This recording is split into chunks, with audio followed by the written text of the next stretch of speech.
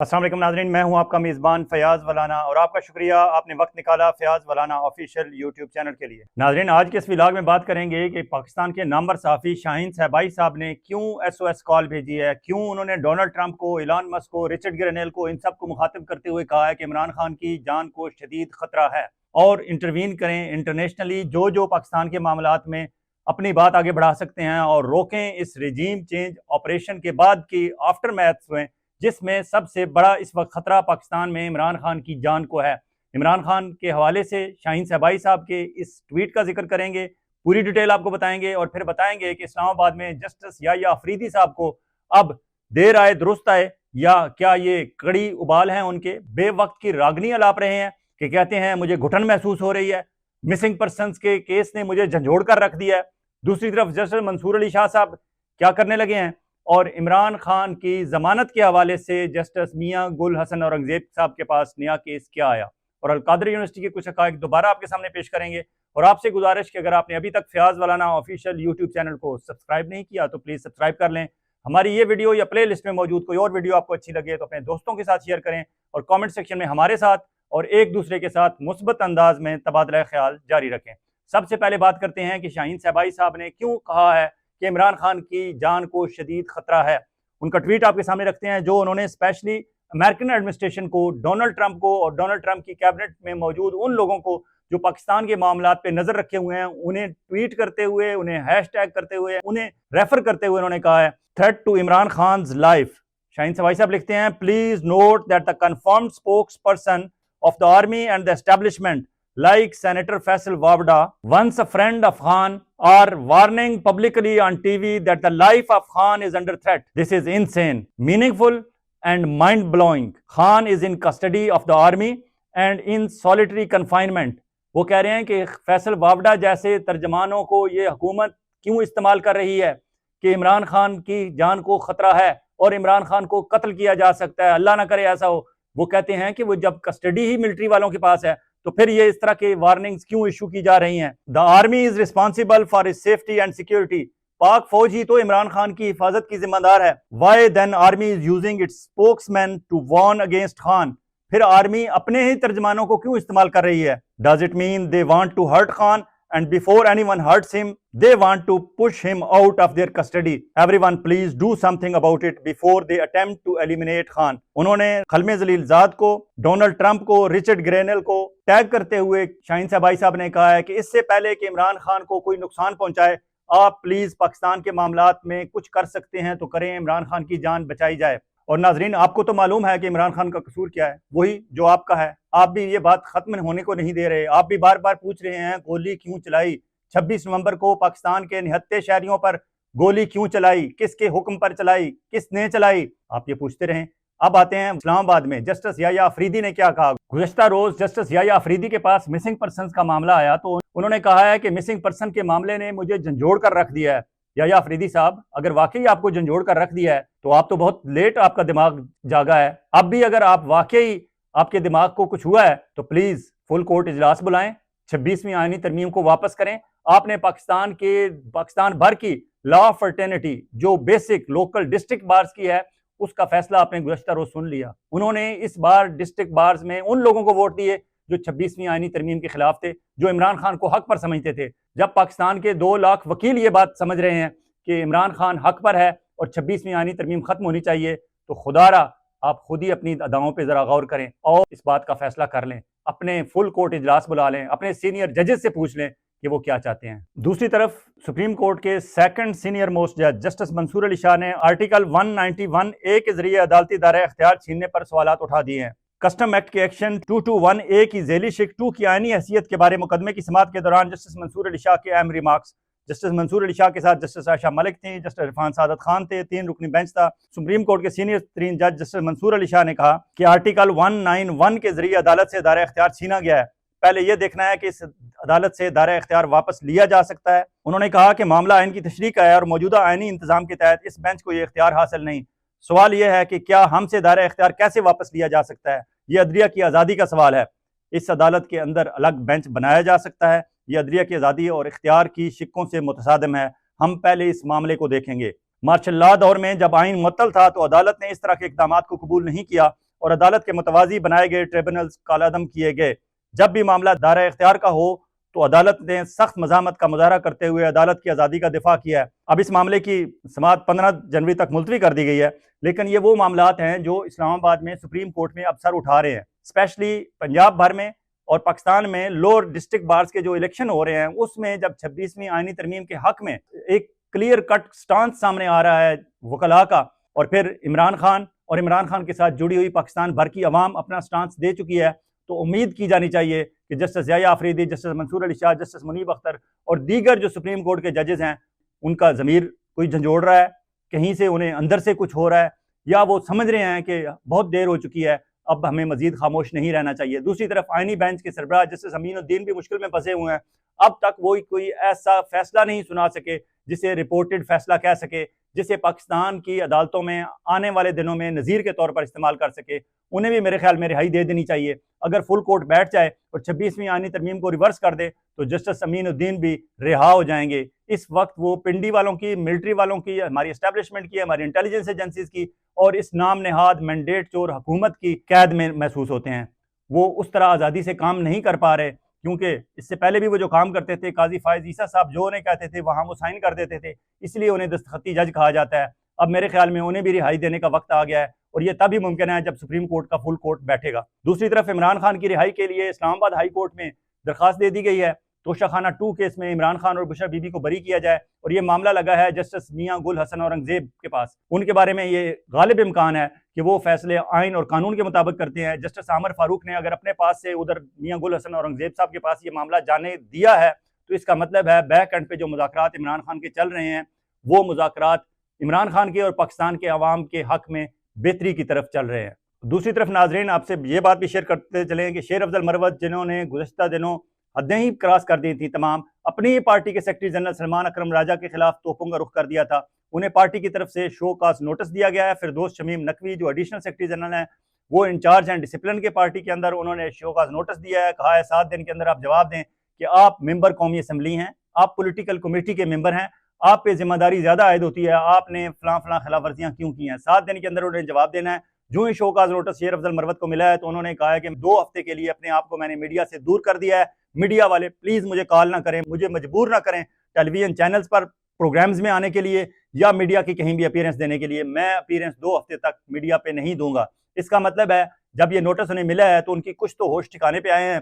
अब इस show cause notice का वह जवाब क्या देते हैं और अपना जो उनका रवैया है उसे किस तरह बेहतर करते हैं, ये आने वाले दिनों में पता चलेगा। दूसरी तरफ नाजरीन, लाहौर में chief justice Lahore high court Aliya Neelam, उनका भी कुछ दिमाग ठिकाने पे आ रहा है, क्योंकि लाहौर के वकला ने जो गुज़श्ता रोज फैसला दिया और भारी अक्सरियत से वहां इमरान खान, हामिद खान ग्रुप के हामी डिस्ट्रिक्ट बार के प्रेसिडेंट मुंतखब हुए और वहां नारे लगाए गए, फलक शगाफ नारे, ना वो बागी ना गद्दार, कैदी नंबर 804, तेरा यार मेरा यार, कैदी नंबर 804। ये नारे यकीनन chief justice Lahore high court Aliya Neelam के दरवाजे तक, उनके कानों तक भी पहुंचे होंगे। आज 9 मई जना हाउस केस समेत, इसे जना हाउस केस पता नहीं क्यों कहते हैं, कोर कमांडर हाउस कहना चाहिए अगर आप कहते हैं तो। आप एक तरफ पब्लिक की सेंटिमेंट्स लेने के लिए जना हाउस कहते हैं, केस बनाते हैं कोर कमांडर हाउस का, तो पहले तो इस मैंडेट चोर हुकूमत और उनके सरपरस्तों को यह तय कर लेना चाहिए कि ये जना हाउस है और क्या वहाँ कायदे आज़म मोहम्मद अली जना कभी ठहरे भी हैं, रिहाइश भी उन्होंने कभी इस घर में इख्तियार की है। अगर नहीं की और वहाँ कोर कमांडर साहिबान नहीं आज तक कब्जा किए हुए था तो फिर इसे कोर कमांडर हाउस कहें। 9 मई जना हाउस केस समेत 7 मुकदमात में इमरान खान की जमानत की पटिशन पर रजिस्ट्रार ऑफिस के एतराज़ात कालअदम। चीफ जस्टिस आलिया नीलम की सरबराही में 2 रुकनी बेंच ने पटिशन पर नंबर लगाकर समाअत के लिए मुकर्रर करने की हदायत कर दी।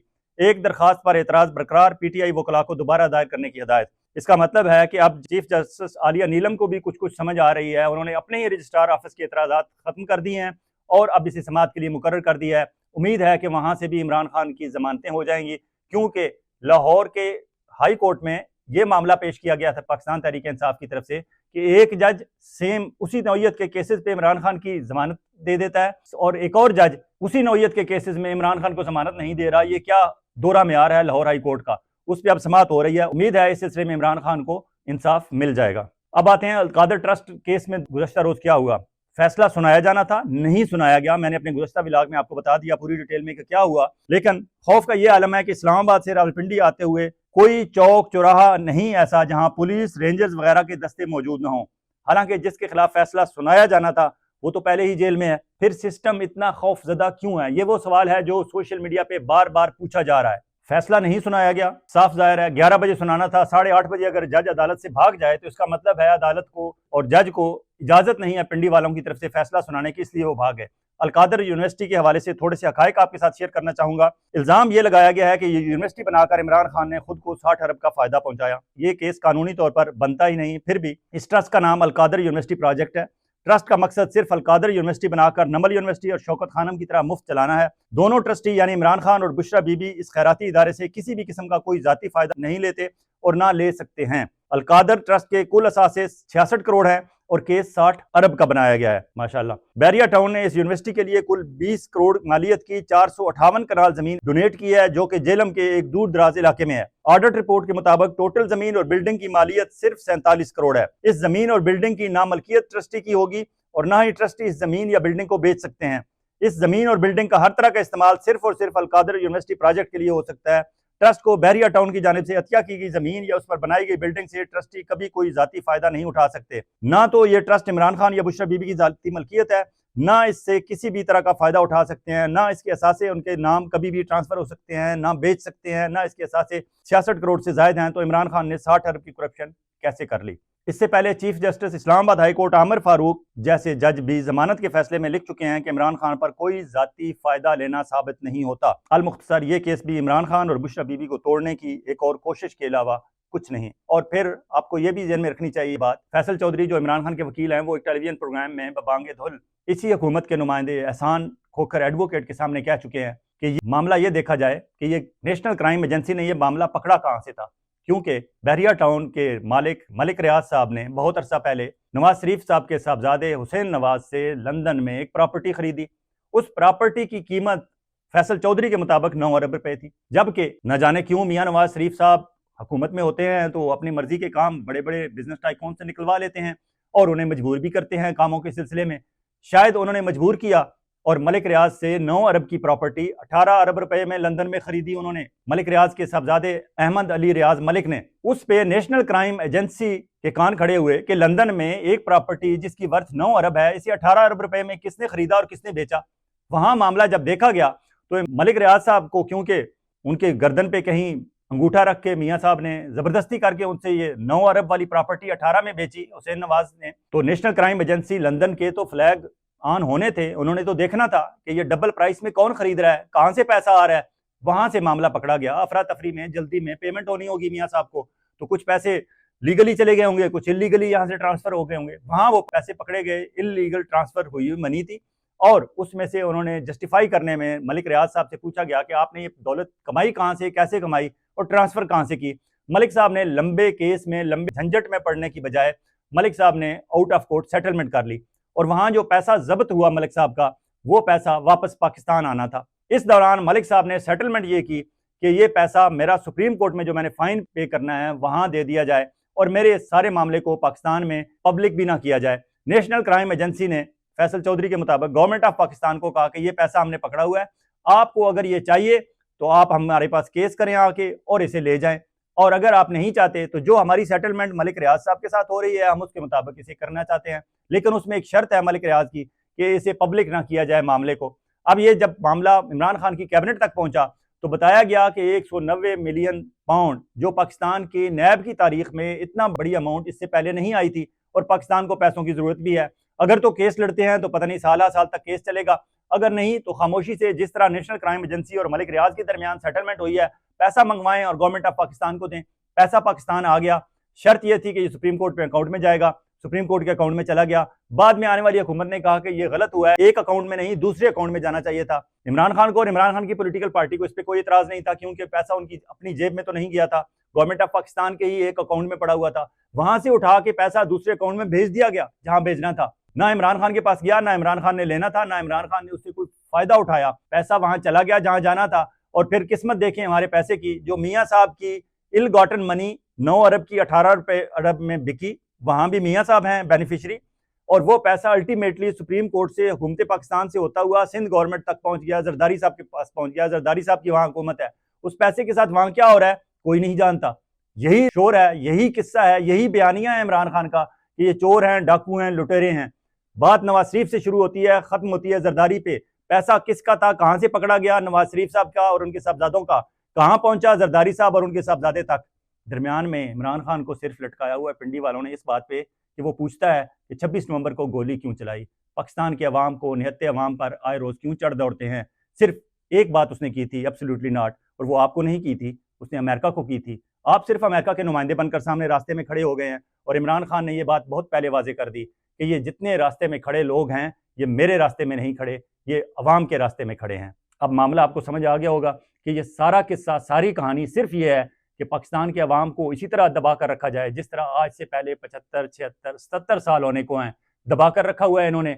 अब इमरान खान रास्ते में आ गया है, इमरान खान को रास्ते में हटाने की कोशिश है, लेकिन शाबाश है पाकिस्तान के अवाम को। 25 करोड़ अवाम में से अक्सरियत 22 से 23 करोड़ और ओवरसीज पाकिस्तानी 1 करोड़ में से 90%, 90 लाख ओवरसीज पाकिस्तानी इमरान खान के साथ डटकर खड़े हैं। इसलिए इमरान खान भी डटकर खड़ा है, और यही बात पाकिस्तान के अवाम को पसंद है। हमें ऐसा ही लीडर चाहिए जो पाकिस्तान के अवाम के हुकूक के लिए खड़ा हो जाए। इजाजत चाहूंगा, बहुत जल्द एक और व्लॉग के साथ आपकी खिदमत में हाजिर होंगे। उस वक्त तक आप अपना और अपने गिरदोनवा के लोगों का इसी तरह ख्याल रखिएगा जिस तरह आप चाहते हैं कि आपका ख्याल रखा जाए। अल्लाह हाफिज।